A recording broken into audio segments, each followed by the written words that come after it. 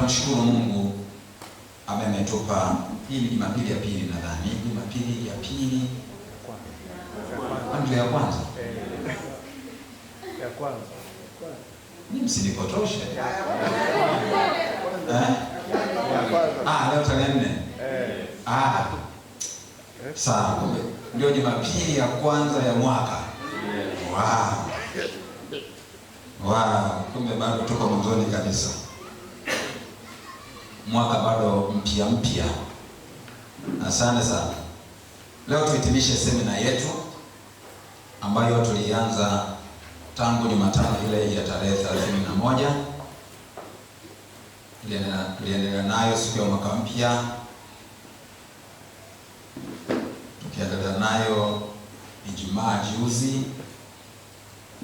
Leo Jumapili tunahitimisha, lakini kujifunza mambo haya tutaendelea huko mbeleni, ila kwa utaratibu wa semina kwa sasa ndio tunahitimisha siku ya leo. Tumekuwa na semina inayosema jinsi semina inasemaje? Jinsi ya kupokea neema ya kutamalaki. Jinsi ya kupokea neema ya kutamalaki. Na wazo kuu katika somo hili tangu tulipoanza, kama utakuwa umegundua, ni ukweli kwamba mtu hawezi kupata mafanikio ya kweli bila mbaraka wa Bwana. Na tumesema inawezekana mtu akafanikiwa kwa viwango fulani na katika maeneo fulani ya maisha yake, mbali na Mungu au kinyume na Mungu, lakini ni mafanikio ambayo yanaambatana na majuto. Ni mafanikio ambayo yanachanganyikana na huzuni. Lakini neno la Mungu linasema kwamba baraka ya Bwana hutajirisha wala hachanganyi huzuni nayo. Kwa hiyo mafanikio ya kweli, mafanikio halisi ni yale yanayotokana na baraka ya Bwana, si vinginevyo. Kwa mafanikio ya namna hii ndiyo yanayotuhusu sisi watu wa Mungu.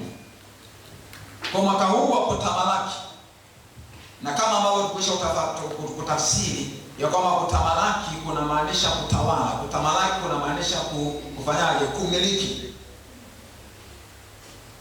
Kwa hiyo mwaka huu wa kutamalaki tunahitaji sana neema ya Mungu. Tunahitaji sana neema ya Mungu. Sasa leo hii tutakuwa na ujumbe unaosema jinsi ya kuepuka laana ya Kaini. Jinsi ya kuepuka laana ya Kaini. Na tutasoma kitabu cha Mwanzo sura ile ya 4 mstari wa kwanza mpaka ule wa 15. Kitabu cha Mwanzo sura ya 4 tutaanza mstari wa kwanza mpaka ule wa 15. Biblia inasema hivi: Adamu akamjua Hawa mkewe, naye akapata mimba, akamzaa Kaini, akasema nimepata mtoto mwanamume kwa Bwana. Akaongeza akamzaa ndugu yake Habili. Habili alikuwa mchunga kondoo na Kaini alikuwa mkulima ardhi. Ikawa hatimaye Kaini akaleta mazao ya ardhi sadaka kwa Bwana. Habili naye akaleta wazao wa kwanza wa wanyama wake na sehemu zilizonona za wanyama. Bwana akatakabali Habili na sadaka yake, bali Kaini hakumtakabali wala sadaka yake. Kaini akaghadhibika sana, uso wake ukakunjamana. Bwana akamwambia Kaini, kwa nini una ghadhabu na kwa nini uso wako umekunjamana? Kama ukitenda vyema hutapata kibali, usipotenda vyema dhambi iko inakuotea mlangoni, nayo inakutamani wewe, walakini yapasa uishinde. Kaini akamwambia Habili nduguye, twende uwandani. Ikawa walipokuwa hapo uwandani, Kaini akamwinukia Habili nduguye akamua. Bwana akamwambia Kaini, yuko wapi Habili ndugu yako? Akasema, sijui, mimi ni mlinzi wa ndugu yangu. Akasema, umefanya nini? Sauti ya damu ya ndugu yako inanilia katika ardhi. Basi sasa umelaaniwa wewe katika ardhi iliyofungua kinywa chake. Ipokee damu ya ndugu yako kwa mkono wako. Utakapoilima ardhi haitakupa mazao yake. Utakuwa mtoro na mtu asiye na kikao duniani. Kaini akamwambia Bwana, adhabu yangu imenikulia kubwa, haichukuliki. Tazama, umenifukuza leo katika uso wa ardhi, nitastirika mbali na uso wako, nami nitakuwa mtoro na mtu asiye na kikao duniani, hata itakuwa kila anionaye ataniua. Bwana akamwambia, kwa sababu hiyo yeyote atakayemua Kaini atalipizwa kisasi mara 7. Bwana akamtia Kaini alama, mtu amwonaye asije akampiga. Kisa hiki ambacho tumekisoma cha Kaini na Habili ni miongoni mwa visa maarufu sana katika Biblia. Na hapa tunaona vile ambavyo hawa ndugu wawili walitoka wakaenda kumwabudu Mungu na sadaka zao. Tunaambiwa kwamba Kaini aliyekuwa mkubwa alitoa sadaka zinazotokana na mazao ya ardhi, na Habili aliyekuwa mdogo alitoa sadaka zinazotokana na mifugo aliyokuwa anaifuga, maana alikuwa mfugaji na kakake alikuwa mkulima wa ardhi. Neno la Mungu nasema kwamba Bwana akamtakabali Habili na sadaka yake. Ulishike hiyo, alimtakabali yeye kwanza Habili, akaitakabali na sadaka yake. Kwa maana kwamba Habili alipata kibali mbele za Mungu na sadaka yake pia ilipata kibali mbele za Mungu. Lakini Mungu hakumtakabali Kaini wala sadaka yake. Kilichotokea tumekuja kusoma ya kwamba Kaini aliona wivu, akaghadhibika, mwishowe akaamua kumuua ndugu yake. Sasa kuna mambo 7 ambayo nataka tutiririke nayo kwa haraka haraka, tuone yaweze kutufundisha. Na haya mambo 7 yanaonyesha hasara au madhara au matokeo ya kiburi cha Kaini. Kwa sababu kile ambacho tunakiona kwa Kaini ni kiburi.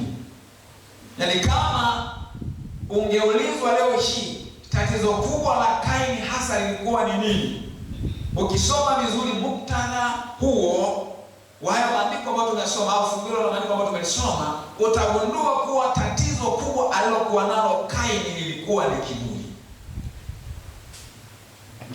Kwa sababu ya kiburi tunaona kwamba namba 1, Kaini hakuweza kuwa na ufunuo sahihi wa mapenzi ya Mungu kuhusiana na sadaka, kwamba ni sadaka ipi ambayo inaweza ikapata kibali mbele za Mungu.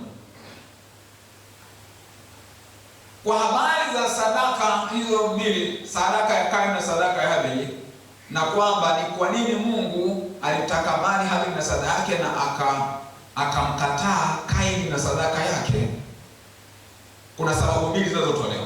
Sababu ya kwanza ni aina ya sadaka, kwa maana kwamba sadaka alitoa Kaini alitoa sadaka kutoka kwenye ardhi, na wakati huo Mungu alikuwa ametaka kutoa ufunuo kuhusiana na ukombozi utakuja kwa namna gani, ni kupitia kumwagika kwa damu. Kwa hiyo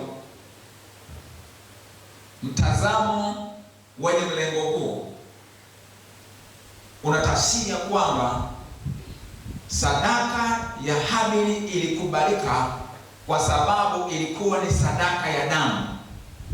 Habili alitoa sehemu zilizonona za wanyama kwa maana kwamba alichinja, damu ilimwagika. Kwa sadaka zile zilikuwa ni unabii kuhusiana na mwanakondoo wa Mungu aichukuaye dhambi ya ulimwengu, kama ambavyo Yohana alikuja kusema anapotambulisha Yesu baadaye. Lakini kwa kusema hivyo haina maana kwamba Mungu hataki sadaka zingine, kwa sababu kwenye Torati tunaona kuna maagizo na maelekezo ya sadaka pia za unga, za nafaka, yani sadaka hizo nazo zikuwepo, za vinywaji. Kwa hiyo haina maana Mungu hataki sadaka hizo, lakini kwa wakati huo Mungu alikuwa anataka kuachilia ufunuo kuhusiana na, yani ina maana ile sadaka ilikuwa ni ya kinabii, ya kwamba ukombozi wetu tutokana na kumwagika kwa damu ya mwana kondoo wa Mungu ambaye ni Yesu Kristo. Lakini mtazamo wa pili ni mtazamo ambao unaichunguza mioyo ya hawa watoaji wa sadaka, moyo wa Kaini na moyo wa Habili. Inaonekana wazi kabisa kwamba moyo wa Kaini ulikuwa ni moyo mbovu, haukuwa moyo wa uchaji, ulikuwa ni moyo ambao umejazwa na kiburi na jeuri. Kwa hiyo hata sadaka aliyoitoa, mbali na aina ya sadaka, lakini moyo uliotoa sadaka haukuwa moyo mzuri, na ndio maana Biblia inasema kwamba hakumtakabali yeye Kaini wala sadaka yake, kwa sababu moyo wake haukuwa mzuri. Lakini moyo wa Habili inaelekea ulikuwa ni moyo wa uchaji, moyo wa unyenyekevu. Kwa Mungu akamtakabali huyu Habili kwa sababu ya hali ya moyo wake, na akaitakabali na sadaka yake. Huo ni mtazamo wa pili. Na Bwana tusaidie, tunapomtolea Mungu tutoe tukiwa tuna mioyo safi, mioyo ya uchaji, mioyo ya unyenyekevu, mioyo ya ibada. Maana thamani ya sadaka haipo tu kwenye kile kiwango au kile kitu tunachokitoa. Thamani ya kitu tunachokitoa, thamani ya sadaka inaanzia na hali ya moyo. Na ndio maana yule mjane masikini alitoa senti 2 na sadaka yake ilipata kibali kuliko wale waliotoa mapesa mengi, kwa sababu moyo wa huyu mjane ulikuwa ni moyo wa uchaji, na alitoa akiba yote aliyokuwa nayo. Bwana Yesu atusaidie sana. Kwa sasa tunaona vile ambavyo huyu Kaini alikuwa na kiburi, na kwa sababu ya kiburi alichokuwa nacho hakuweza kupata ufunuo wa sadaka anayotakiwa kuitoa ni sadaka gani. Ndugu zangu wapendwa, pamoja na kwamba tunatoa sadaka kwa maelekezo na desturi za kawaida ambazo tunazifahamu tayari, lakini tunatakiwa pia tumshirikishe huyu Mungu, tujenge tabia ya kumshirikisha Mungu, na Roho Mtakatifu atatusaidia katika utoaji wetu. Tusitoe tu kwa mazoea. Unakuja ibadani unaona tu una kiasi gani hapo, ndio unachukua hata tu change tu fulani hivi unazileta sadaka hekaluni, nyumbani mwa Bwana, kwenye madhabahu ya Bwana. Lakini unatakiwa kuconnect sadaka yako na hali ya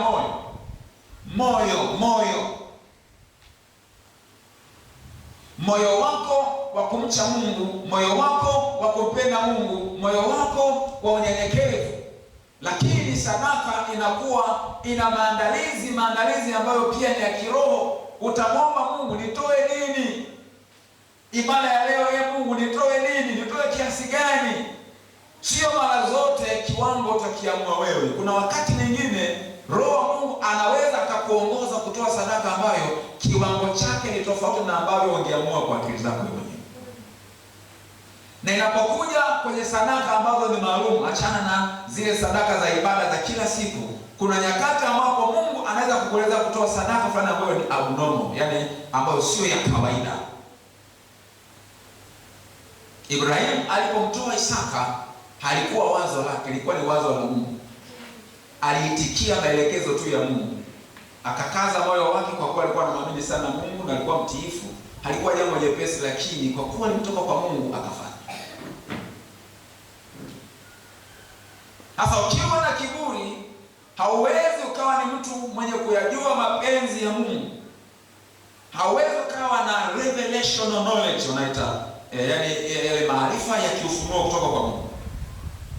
Bwana Yesu aliwalaumu wana wa Israeli waliowakuta alipokuja duniani. Tunaelewa akazaliwa na Bikira Maria, akaishi pamoja nao, na baadaye akafa msalabani na kufuka na kupaa kwenda mbinguni. Sasa kwenye ile Mathayo 13 mstari wa 15 anawalaumu hawa watu. Waisraeli walikuwa ni watu sasa wako kiburi tu na wana kiburi cha dini. Ni watu wasioamilika. Ni watu ambao waliukataa ufunuo wa Mungu. Akasema watu hawa wanatimiza unabii wa Isaya aliyesema kwamba nini? Kutazama mtatazama lakini hamtaona. Kusikia mtasikia lakini hamtafanya nini? Hamtaelewa. Sasa kwa nini? Kwa kuwa watu hawa ni kama vile wameyafumba macho yako, macho yao wameyafumba, wasije wakaona, na masikio yao wameziba, wasije wakasikia, wakaelewa, wakaongoka nikawaponya. Bwana Yesu atusaidie tusiwe hivi. Lakini jambo la pili ambalo tunajifunza, maana nimesema kuna mambo sana. Jambo la pili, huyu Kaini kwa sababu ya kiburi chake aliona wivu na kughadhibika sadaka yake ilipokataliwa na sadaka ya ndugu yake ilipokubaliwa. Mtu aliye mnyenyekevu anapoona mwenzake anafanikiwa, yeye anafeli, ataenda kujifunza kwake. Mwenzangu umewezaje? Ajifunze mwenzake amefanikiwaje. Lakini Kaini kwa sababu ya kiburi alighadhibika. Aliona wivu na kughadhibika vibaya sana. Unaona ndugu yangu, hii ni changamoto sasa kwetu. Ni changamoto kwamba unapoona wenzako wanafanikiwa, mtazamo wako unakuwaje? Reaction yako inakuwaje? Maana Kaini ilikuwa ni kwa habari za yeye kukataliwa na sadaka yake, alafu Habili akakubaliwa na sadaka pamoja na sadaka yake. Akamkasirikia, kwa sababu ya wivu akamghadhibikia. Lakini kwetu sisi hii ni changamoto ambayo inatupata pia hata kwenye mafanikio katika maeneo mbalimbali. Unapoona mwenzako anafanikiwa tofauti na wewe, Mungu atusaidie kwamba tuwe na mtazamo chanya na sio mtazamo hasi. Ni afadhali tafute kujifunza kutoka kwake, kama mwenzangu umefanikiwa, badala ya kuanza kumpiga vita kwa maneno na kwa vitendo. Bwana Yesu atuokoe, atuepushe na dhambi na ya namna hiyo ya Kaini. Amen. Lakini namba tatu, labda pengine kwenye hii namba 2 nirudi kidogo tu hapo niseme hivi kwamba kiburi ni shina la matendo ya asili ya dhambi. Kwenye Galatia sura ya 5 mstari wa 19 mpaka 21, pale tuna Paulo anawaambia Wagalatia kwa habari za matendo ya mwili. Anasema basi matendo ya mwili ni haya. Matendo ya mwili ni dhahiri, ndio haya. Sasa ametaja matendo mbalimbali, lakini miongoni mwa mambo aliyoyataja katika orodha hiyo ni uadui, ugomvi, wivu, hasira, fitina, faraka. Katika hali ya anguko, mwanadamu anatawaliwa na misukumo ya asili ya dhambi ambayo inatajwa kama tamaa ya mwili. Anaposema tamaa ya mwili, sio mwili huu physical body, lakini ni ile hali ya kiadili. Jamani, tuko pamoja? Ni ile hali ya kiadili inayotokana na ile asili ya anguko ndani ya mwanadamu. Kwa matendo ya mwili ndio yametajwa hayo, nimeyataja tu baadhi. Sasa kiburi ni shina la hayo matendo mabaya. Kinyume chake, tunatakiwa kuwa wenyenyekevu. Ukiwa mnyenyekevu kwa kuwa wewe ambao umempa Yesu maisha yako, umejaza na Roho Mtakatifu, kinyume cha haya matendo ya mwili, wewe utajaa tunda la Roho. Amen. Haleluya. Ambalo ni upendo, ni fadhili, uvumilivu, utu wema, Sasa jumlisha, msamaha unaingia humo humo, kuchukuliana kunaingia humo humo, kuvumiliana kunaingia humo humo. Wema wote unaweza ukautaja unaingia humo humo. Kwa mtu ambaye ni mnyenyekevu, mtu ambaye ni mcha Mungu, Roho Mtakatifu atamsaidia kuzalisha tunda la wema. Bwana Yesu atusaidie. Amen. Tusiwe kama Kaini. Jambo namba 3, Kaini alikaidi maonyo ya Bwana. Ule mstari wa 6 na 7 unaona vile ambavyo Mungu alimuonya. Maana alipoghadhibika na Mungu akaona ile ghadhabu ya Kaini, na alikuwa anaona kabisa mwelekeo wa Kaini mwisho wake utakuwa wa namna gani, Mungu akamwahi kwa sababu ya upendo wake na huruma zake. Akamwahi kwa kumuonya kabla hajafanya mabaya. Ndivyo ilivyo hata leo hii. Mungu mara nyingi kabla hujafanya mabaya huwa anatanguliza maonyo. Utakuja kanisani, mahubiri, utaona wanakusema wewe. Mara sijui rafiki yako anakuja ana kitu anachokusemesha ambacho Mungu hata kama yeye hajui, kumbe ni Mungu amemtuma ili yawe ni maonyo. Anaweza kuwa tu kama bila kutoa ushauri, lakini kumbe ule ushauri ni maonyo ya Bwana. Ametumwa yeye bila kujua kwamba ametumwa na Mungu. Sasa Kaini akaonywa na Mungu.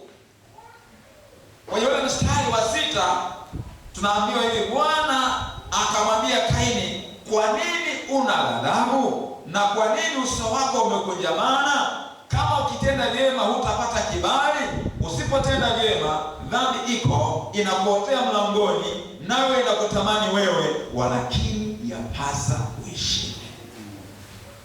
Walakini yapasa uishinde. Biblia inasema, inatufundisha kuhusu hatua za dhambi. Mara nyingi kuta mtu labda amezini, usidhani tu kwamba yaani hiyo dhambi inaanzia tu katika kuzini, yaani ile tendo. Lakini nimesema kwamba mtu huwa anajaribiwa kwa tamaa. Alafu ile tamaa huwa inafanyaje? Inachukua mimba. Unapoipa nafasi, unai-incubate, yaani ni kama vile unaitengenezea mazingira mazuri, unai-accommodate. Dhambi ile inachukua mimba. Kwa hiyo unatakiwa ili uwe mshindi dhidi ya dhambi, uishughulikie dhambi ikiwa katika hatua ya tamaa. Ukiona tamaa ya mali inaanza kukusumbua, shughulika na tamaa hiyo kabla haijakupelekea kufanya dhambi, kufanya mabaya zaidi. Ukiona tamaa za uzinzi, uasherati, ndio hivyo. Biblia inasema kwamba anayemwangalia tu mwanamke kwa kumtamani amekwisha kuzini moyoni mwake. Lakini dhambi inapokuwa kwenye hatua ya tamaa, hatua hiyo ni rahisi kudhibiti na kushinda kabla mabaya hayajatokea. Lakini ukiendekeza, usipochukua hatua, inachukua mimba. Lakini kuna uwezekano wa kufanya basi hata abortion jamani. Hairuhusiwi kufanya abortion kwa maana ya mimba hiyo ya kawaida ya binadamu. Lakini jamani, kama ni abortion ya mimba ya dhambi, hiyo ni ruhusa.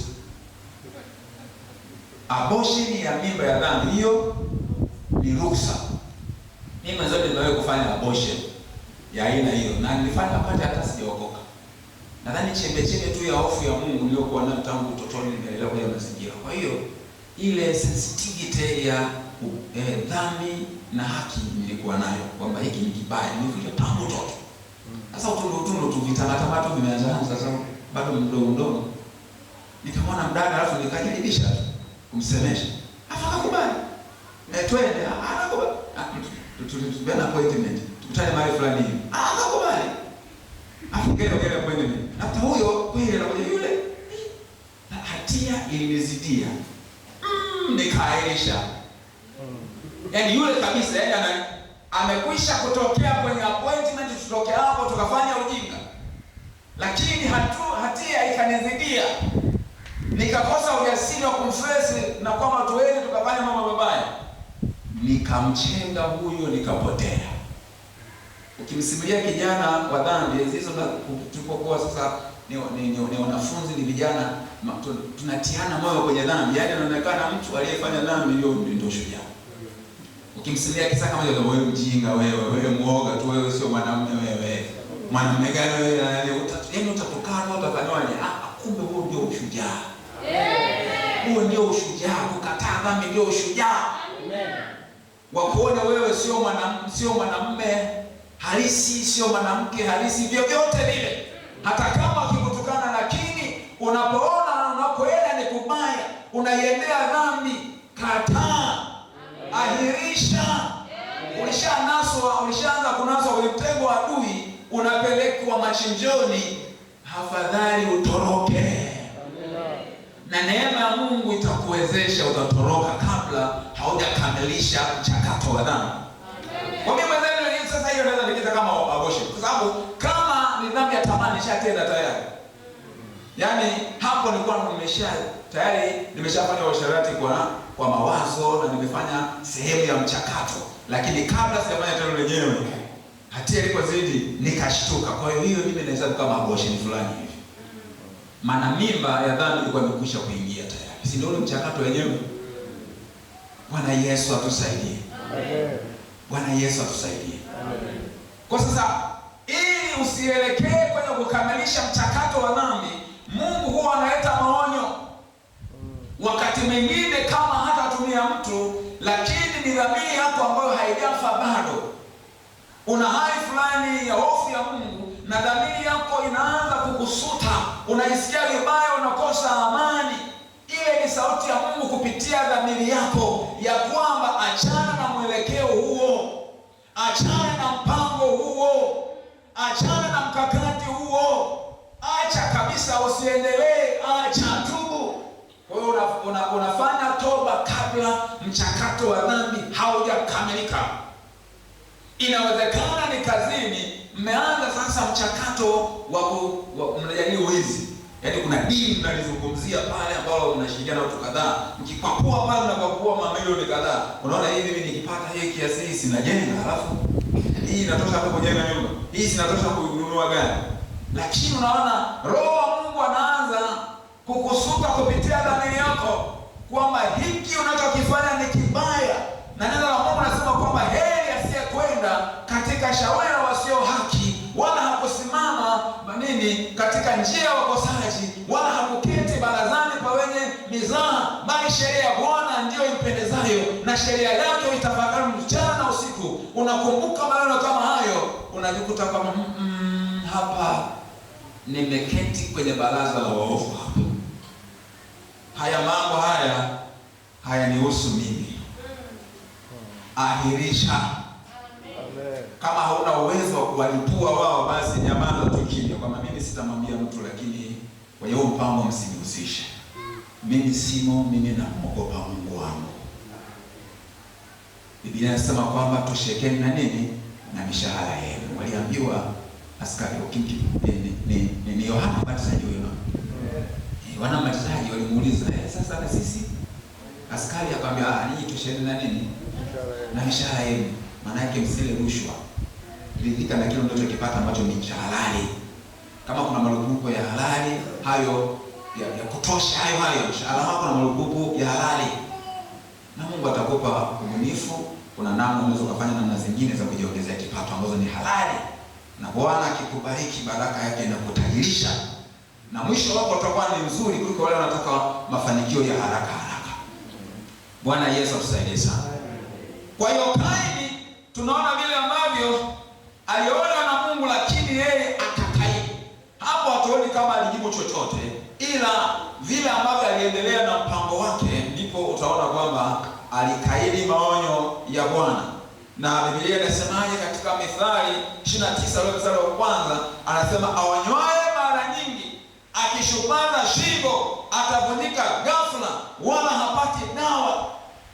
Hivyo niseme na wewe ndugu yangu, unapoyasikia maonyo ya Bwana kupitia dhamiri yako, unapoyasikia maonyo ya Bwana kupitia mahubiri na mafundisho, unapoyasikia maonyo ya Bwana kupitia viongozi wako, rafiki zako, ndugu zako au mtu yoyote, usishupaze shingo yako. maana ukisipata shingo utavunjika ghafla, wala haupati dawa. Kuna madhara yakisha kutokea kwa sababu ya dhambi, huwa yanakuwa beyond repair. Yanakuwa beyond repair. Yaani inawezekana ukafika mahali ukanaswa kwa namna ambayo yaani kunasuka ni ngumu sana, japokuwa neema ile ya wokovu inakuwa bado ipo, mlango haujafungwa kwa ajili yako, lakini kuna mazingira ambayo mtu anaweza kaingia, dhambi ikamtengenezea mazingira ambayo kutoka ni ngumu sana. Usiingie huko ambako itakuwa ni ngumu kutoka. Lakini mwingine anaweza katenda dhambi ikaleta madhara fulani ambayo hata kama akitubu akasamehewa, madhara yale hayafutiki.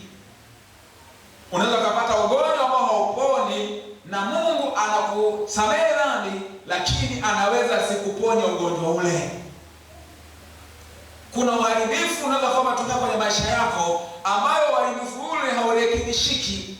Unasamehewa na mimi utaenda, lakini unakuwa umekwisha kuyavuruga maisha yako kwa namna ambayo kama ungesikiliza maonyo mapema, ukaacha mwelekeo ule wa dhambi, ungebaki salama na ungeweza kuyatekeleza vizuri makusudi ya Mungu kwenye maisha yako. Mungu atusaidie tuwe ni watu tunaoonyeka. Amen. Tuonyeke, tufundishike, tuelekezeke. Bwana Yesu atusaidie. Amen. Lakini jambo la 4 kuhusiana na huyu Kaini, kutokana na kiburi chake, ndio hivyo alishia kufanya mauaji. Akamua ndugu yake. Ule mstari wa 8 unaonyesha vile ambavyo akamwambia ndugu yake twende uwandani, alafu akiwa wawili huko akamua ndugu yake. Sasa Kaini alimuua ndugu yake physical death, kwa maana ya kuua kama kuua literally. Lakini leo hii kwa sababu ya kiburi, kwa sababu ya wivu, kwa sababu ya kuwa na roho mbaya, watu wengi sana ambao wanasema wameokoka wameua sana maisha ya watu wengine.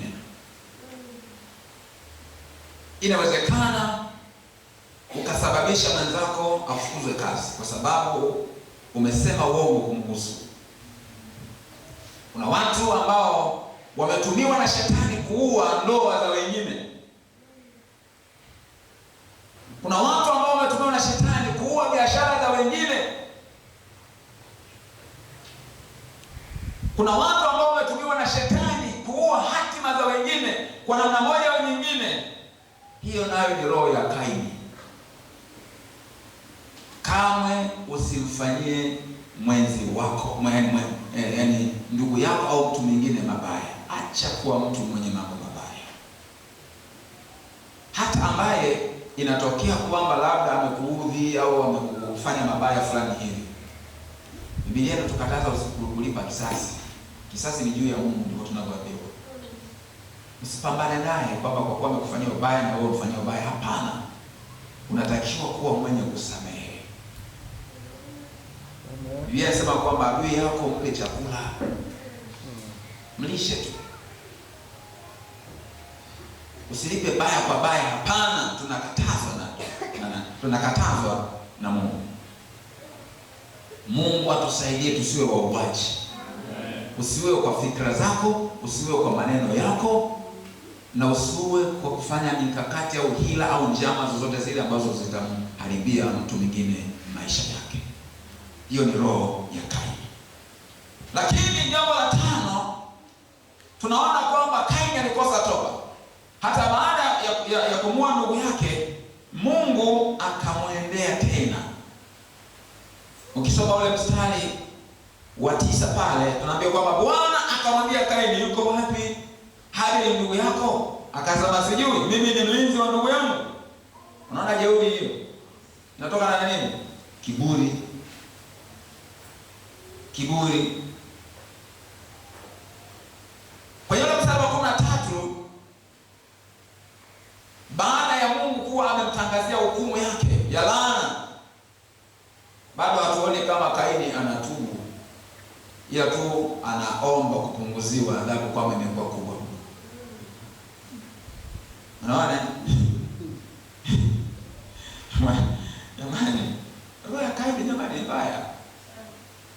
Roho ya Kaini. Roho ya Kaini. Mungu atusaidie sana. Miongoni mwetu asiwepo hata mmoja ambaye anaweza akawa na hiyo roho ya Kaini. Sasa jambo la sita, tunaona sasa laana aliyotamkiwa na Mungu. Kwa hiyo mstari wa 11 na 12 pale tunaambiwa kwamba basi sasa umelaaniwa wewe katika ardhi iliyofumbua kinywa chake ipokee damu ya ndugu yako kwa mkono wako. Utakapoilima ardhi haitakupa mazao yake, utakuwa mtoro na asiye na kikao duniani.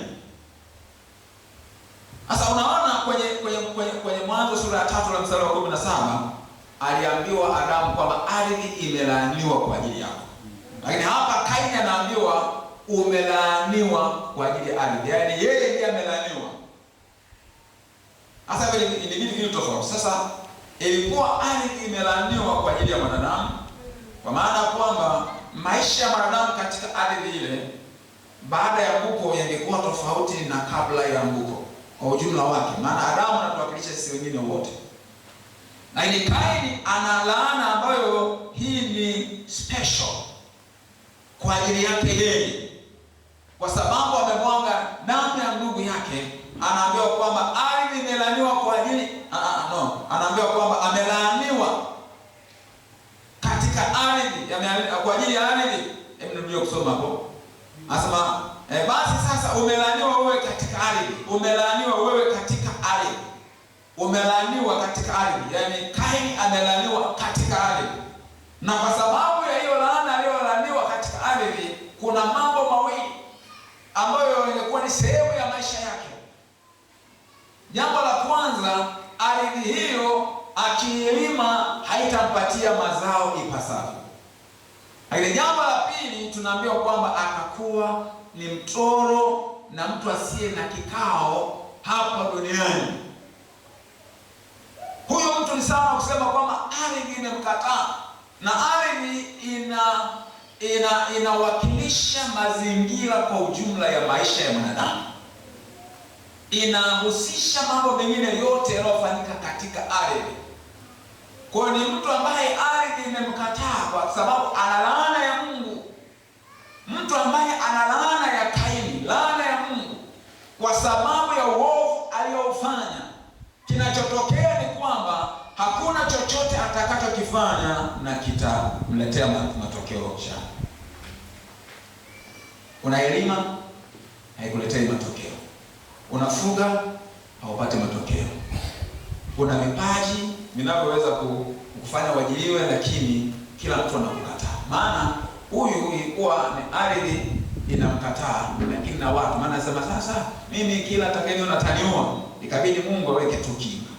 Kwa ni mtu ambaye amekataliwa na ardhi kwa maana mazingira, lakini amekataliwa. Kwa hiyo ni mtu ambaye amekataliwa na Mungu, na ardhi, na watu.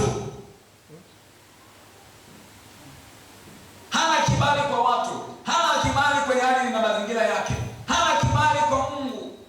Sasa ukiwa kwenye mazingira namna hiyo, utaishi maisha magumu sana.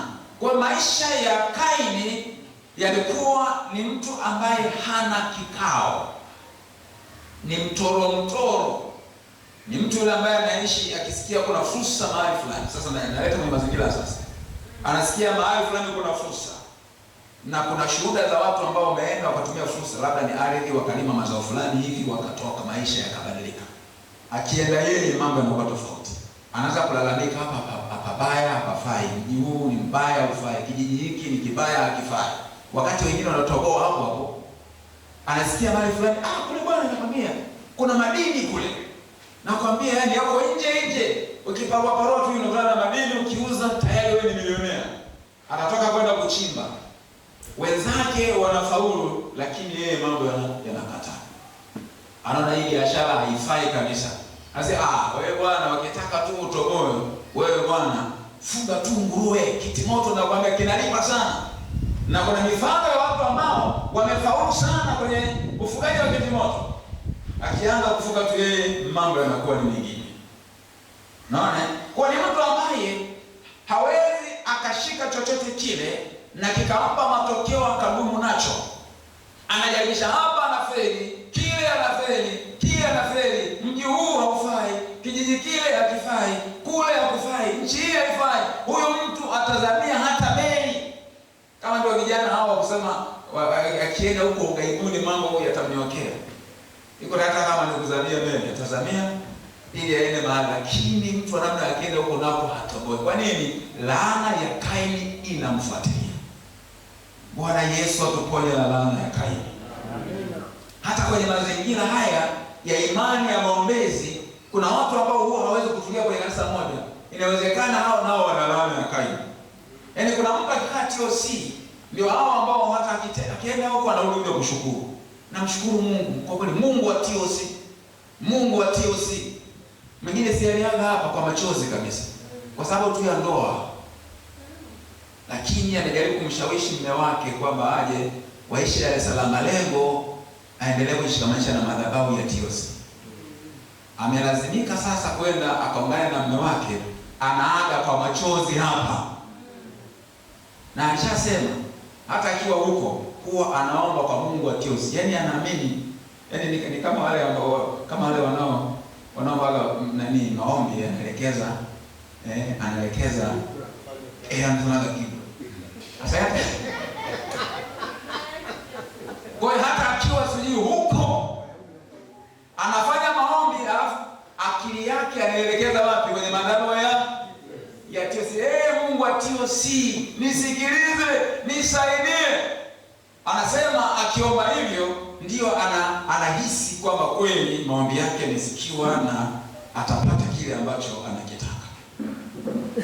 Lakini sasa yule ambaye sasa kila ambaye anakimbia madhabahuni ana laana ya Kaini. Ila mimi naanza kuwa na wasiwasi. Kama wengine wanafanikiwa, kwa nini wewe usifanikiwe? Na kama zamu yako haijafika, kwa nini basi usisubiri?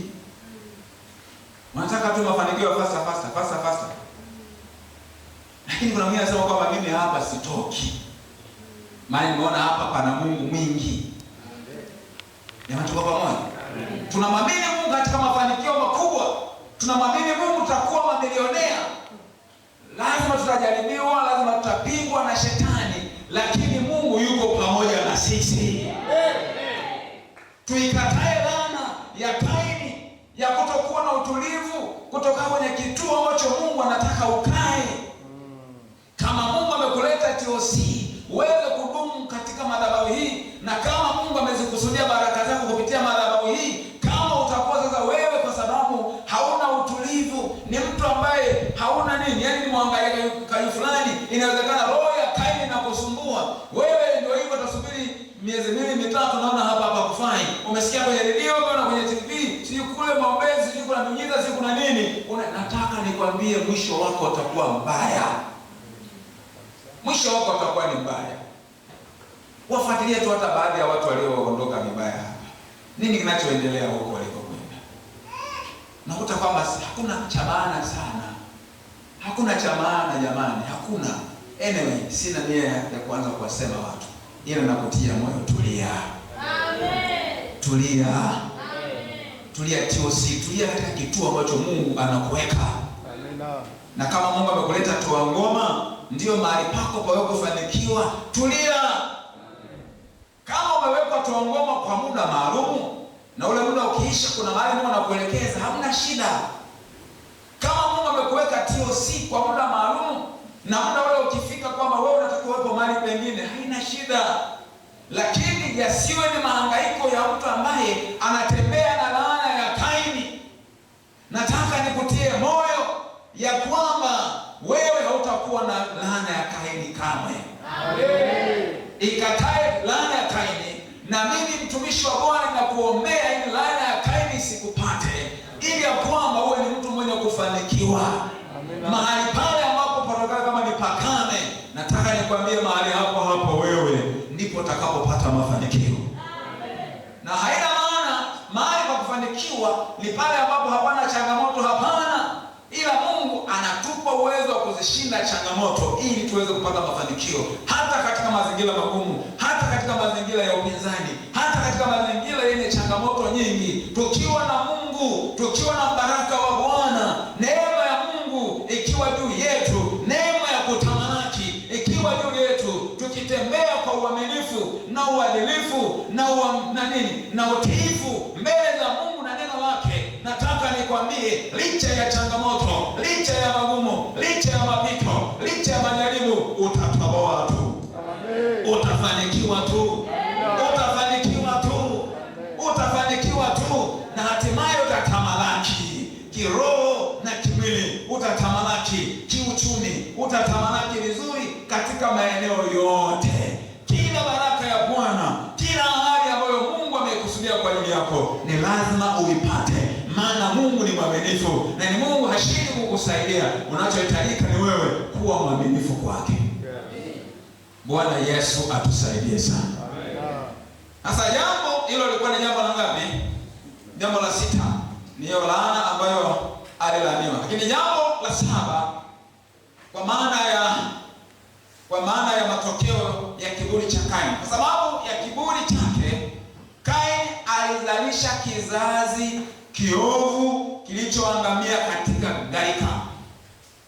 Kaini alizalisha kizazi kiovu.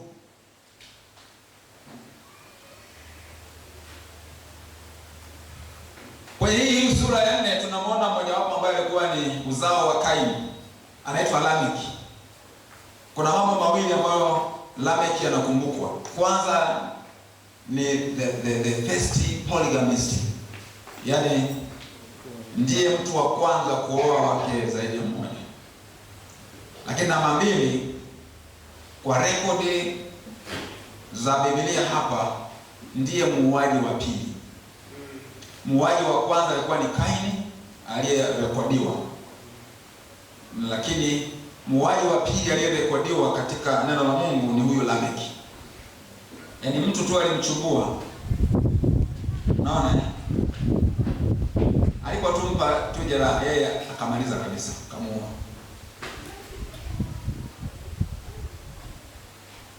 Sasa kwenye ule mstari wa 23 pana nasemaje? Lameki akawaambia wake zake, sikieni sauti yangu Ada na Sila, enyi wake za Lameki, sikilizeni usemi wangu, maana nimemua mtu kwa kunitia jeraha, kijana kwa kunichubua. Kama Kaini akilipiwa kisasi mara 7, hakika Lameki atalipiwa mara 77. Yaani ni kama anajigamba fulani hivi, mtu mwovu, mtu fulani katili, ni mtu fulani jeuri, ni mtu ambaye haonyeshi dalili za nini, za kuwa na toba, yaani haonyeshi kujutia kile alichokifanya. Kaini amezalisha. Sasa tunaposoma ile sura ya 6, tunaona vile ambavyo wanadamu walipoendelea kuzidi katika uso wa nchi,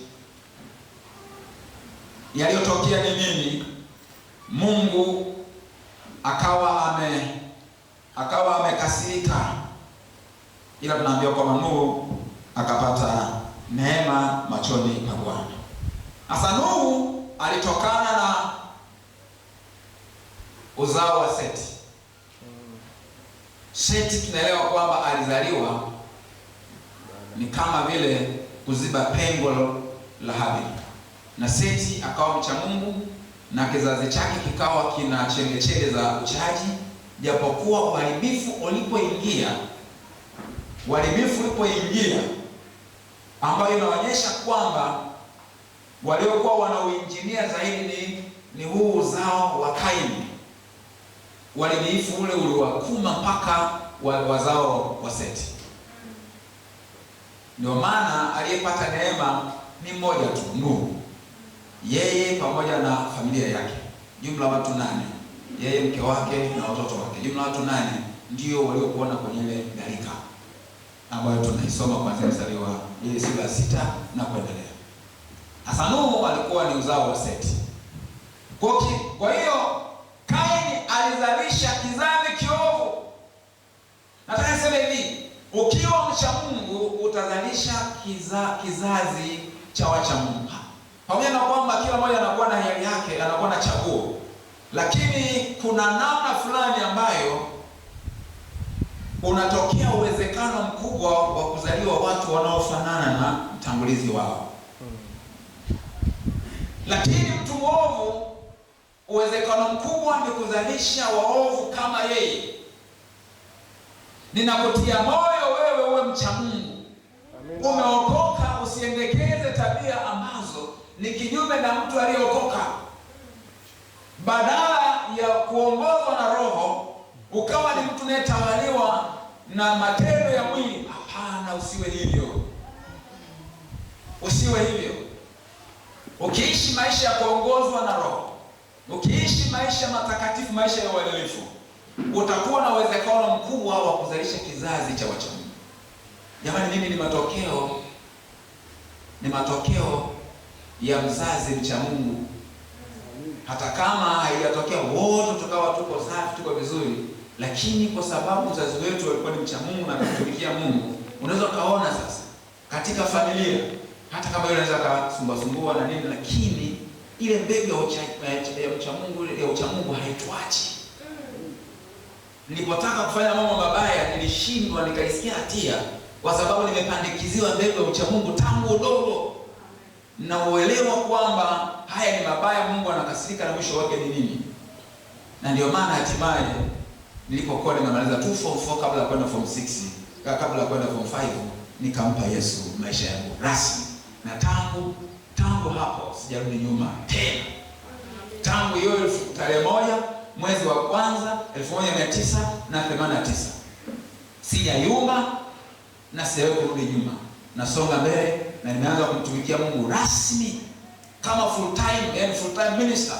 Tumishi kabisa full time tangu 1997. Kwa neema ya Mungu nimeendelea kumtumikia Mungu, lakini unakuta kwamba ni matokeo ya mzazi mcha Mungu.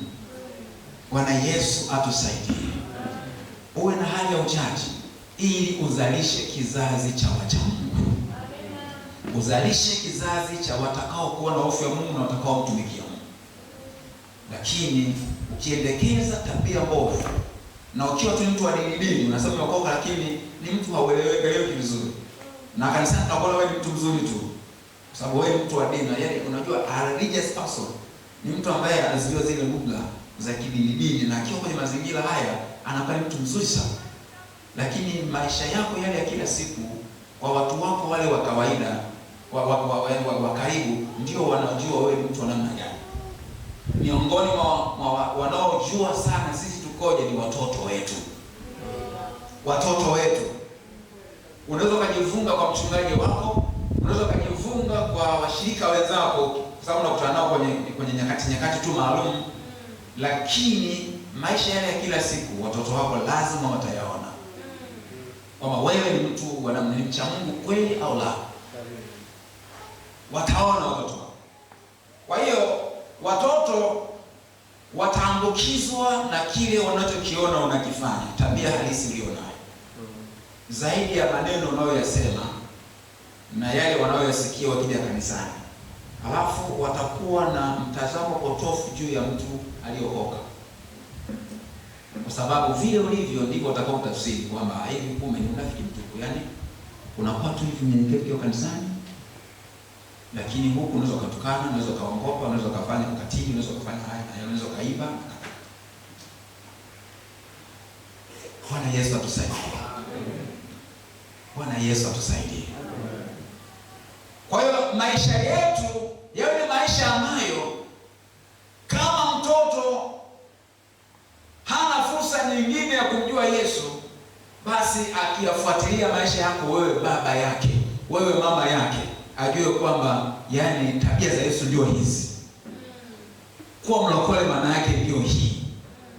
Kuwa mcha Mungu maana yake ndio hii. Na mtu anayeenda mbinguni sifa zake ndio hizi. Akajifunza vitu fulani kanisani huko, walimu sana walikuwa wanafundisha. Mtoto mmoja hivi, yeye akishinda kujizuia. Maana mwalimu sana siku anamwambia kwamba waongo wanaenda motoni. Akanyosha mkono. Kwa hiyo maana mama yangu mimi ataenda motoni.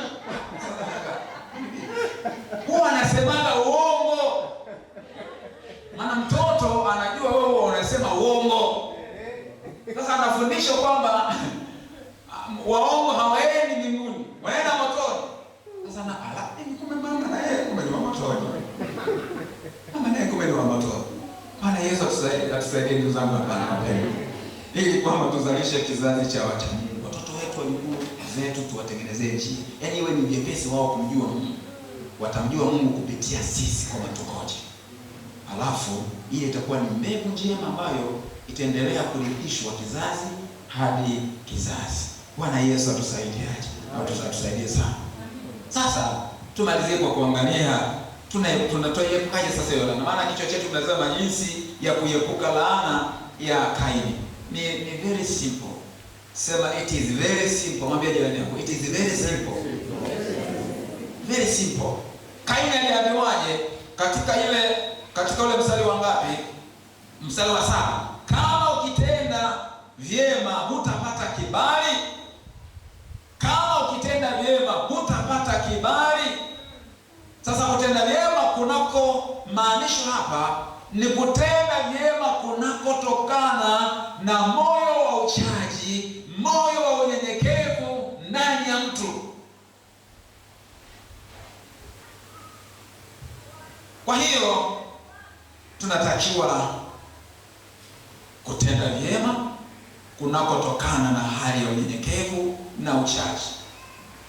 Katika Yakobo sura ya 4 mstari wa 6 na waraka wa kwanza wa Petro sura ya 5 wala mstari wa 5, Biblia pale inasema kwamba Mungu hupinga wenye kiburi, lakini huwapa wanyenyekevu neema.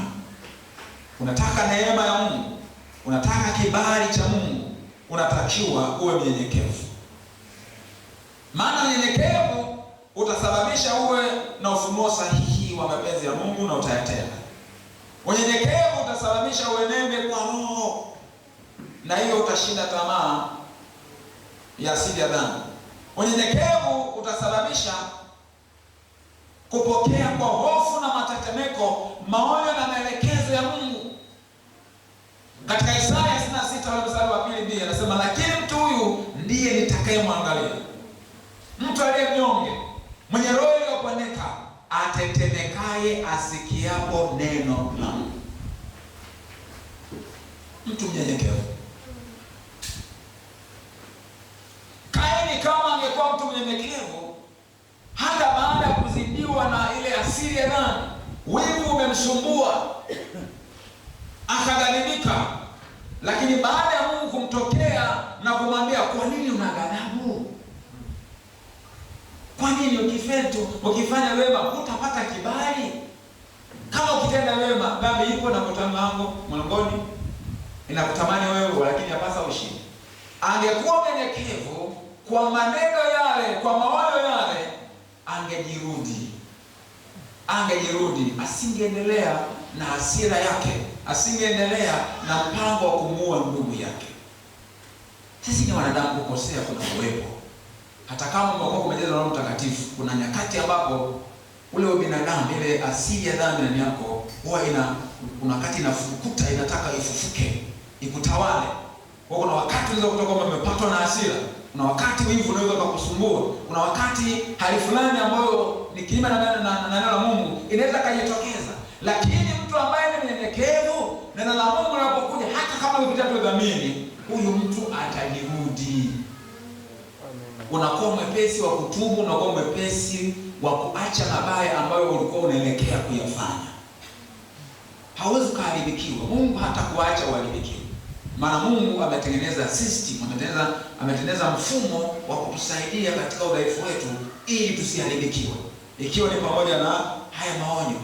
Ndio maana Biblia inasema kwamba wala msiache kukusanyika kama ilivyo kawaida wengine, bali muonyane kadiri siku zinavyoendelea. Kwa hiyo na maana tunapokusanyika, kimojawapo ya vile ambavyo Mungu amekusudia vifanyike ni kuonyana. Tunaonyana kwa neno la Mungu. Amen. Kama hivi tunaonyana, umekusanyika hapa, unapokea maonyo ya Bwana kupitia ujumbe wa neno la Mungu. Kama ilikuwa kuna malengo fulani ambao adui anataka akupeleke ukaharibikiwe, maonyo haya unapopokea kwa unyenyekevu yanakusaidia. Narudia tena kunukuu Isaya 66 mstari wa 2. Sema, lakini mtu huyu ndiye nitakayemwangalia. Mtu aliye mnyonge. Maana yake ni unyonge wa unyenyekevu, yaani mtu aliye mnyenyekevu, mwenye roho iliyopondeka, atetemekaye asikiapo neno langu. Atetemekaye asikiapo neno langu. Katika historia ya wana wa Israeli kuna wakati ambapo neno la Mungu lilisahaulika. Kitabu cha Torati na vitabu vingine vilisahaulika wakati wa utawala wa wafalme ambao walikuwa sio wacha Mungu. Lakini kuna siku ikatokea wakati amekuja mtawala mwingine ambaye ana hofu ya Mungu, katika kufanya usafi nyumba ya Mungu, wakakigundua kitabu ambacho kwa kimetelekezwa mahali. Aliyekiona akakiwasilisha mpaka kwa mfalme, kwa sababu kisoma. Iliposomwa wale watu walilia sana waliposikia yaliyoandikwa mle, maana ndani ya hicho kitabu kulikuwa kuna baraka na laana. Baraka wakiyafanya mapenzi ya Mungu na laana wakikiuka mapenzi ya Mungu. Na Mungu aliwaridhia kwa sababu ya vile ambavyo walipokea kwa hofu, kwa kutetemeka, kwa unyenyekevu mkubwa, kwa moyo wa toba. Mungu atusaidie tuwe hivyo. Inawezekana kuna namna ambavyo umejikwaa, ukafanya mambo yasiyopasa. Inakuja hatia alafu unaipotezea. Dhamiri na kushtaki unaipotezea. Lakini leo hii baada ya kusikia maneno haya, fanya tu uamuzi wa kutengeneza. Tengeneza, usibaki katika dhambi. Yes. Narudia tena kunukuu vile ambavyo tunasoma katika Mithali ya kwamba aonywaye mara nyingi, Mithali 29 mstari wa kwanza, aonywaye mara nyingi akishupaza shingo atavunjika ghafla wala hapati dawa. Kwa hiyo unapoyasikia maonyo haya, usiufanye moyo wako kama Kaini, lakini kwa unyenyekevu uwe na uradi wa kutubu na kubadilika. Mungu wa rehema atakurehemu. Mabaya hayatakupata na wala hautaharibikiwa. Lakini kinyume na laana, kama alivyodhaniwa Kaini, wewe utapata baraka. Utapata baraka za Bwana. Mungu wa rehema ataachilia baraka zake kwako. Ataachilia neema ya kukufanya wewe uwe mwenye kutamalaki katika mwaka 2026 na miaka itakayofuatia baada ya hapo. Mungu atusaidie ndugu zangu wapendwa. Nimesimama kwa miguu yako hapo ulipo tafadhali.